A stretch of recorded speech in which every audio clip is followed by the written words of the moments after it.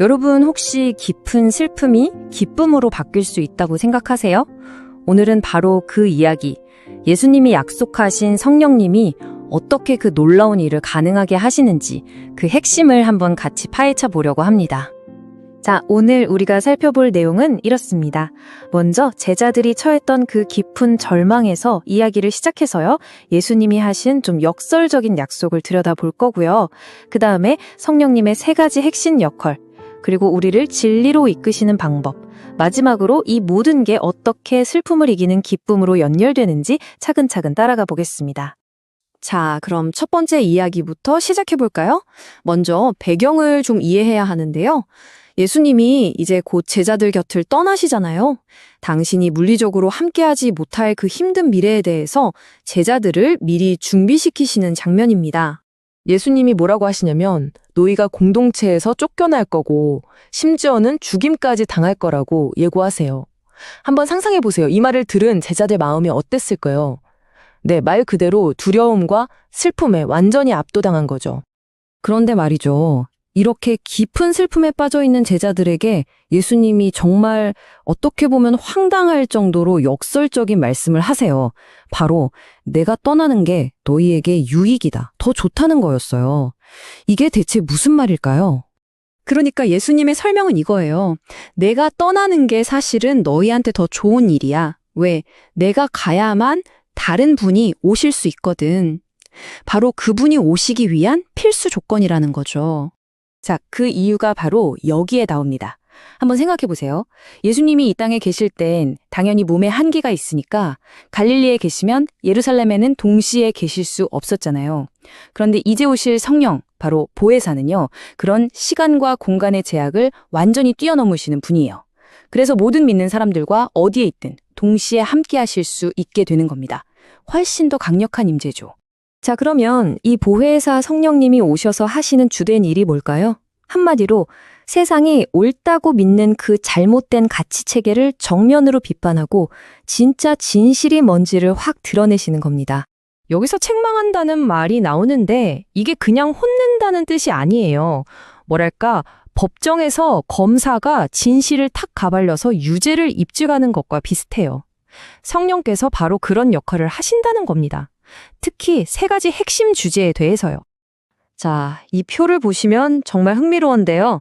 성령님이 오셔서 죄, 의, 그리고 심판에 대한 세상의 기준을 그냥 완전히 180도 뒤집어 버리세요.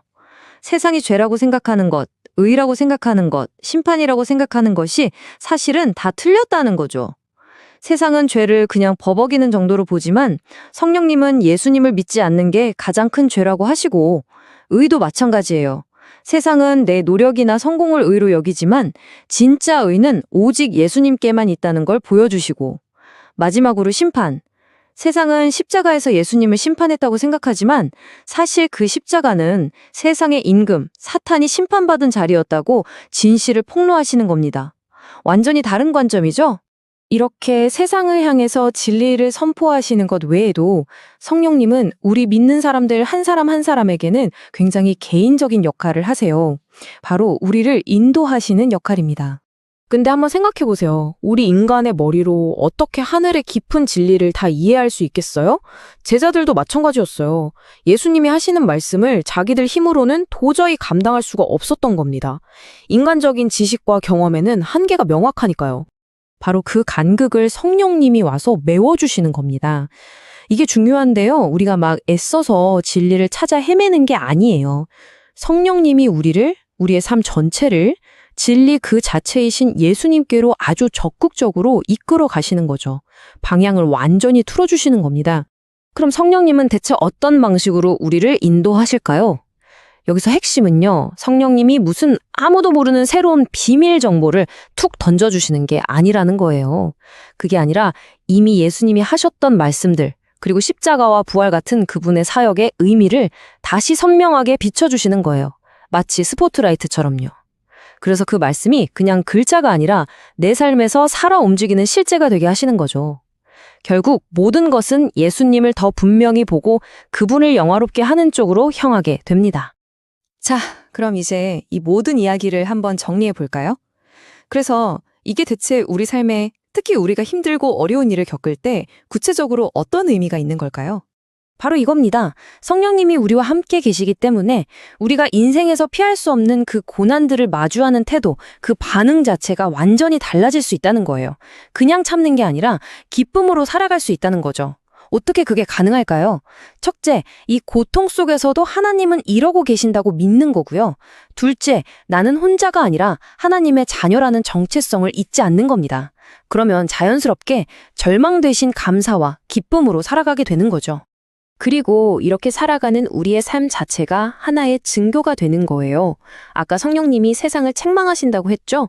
우리가 바로 그 살아있는 증거가 되어서 세상이 말하는 죄, 의, 심판의 기준이 얼마나 엉터리인지를 보여주고 진짜 진리가 예수님 안에 있다는 것을 삶으로 가리키게 되는 겁니다. 그래서 나는 하나님의 사람이다. 이 말이 그냥 구호가 아니라 정말 내 안에 살아있는 확신의 선언이 되는 거죠. 성부, 성자, 성령, 삼위일체 하나님이 지금 나와 함께 하시고 나를 통해 일하고 계신다는 것을 아는 담대한 고백 말입니다. 자, 이제 마지막으로 여러분께 이 질문을 던지면서 마무리하고 싶습니다. 오늘 여러분의 삶을 진짜로 이끌고 있는 것은 무엇인가요? 혹시 내 생각, 내 경험, 내 안의 불안과 두려움이 나를 끌고 가고 있진 않나요? 아니면 우리를 모든 진리 가운데로 인도하시겠다고 약속하신 그분, 바로 성령님께 내 삶의 운전대를 맡기고 계신가요?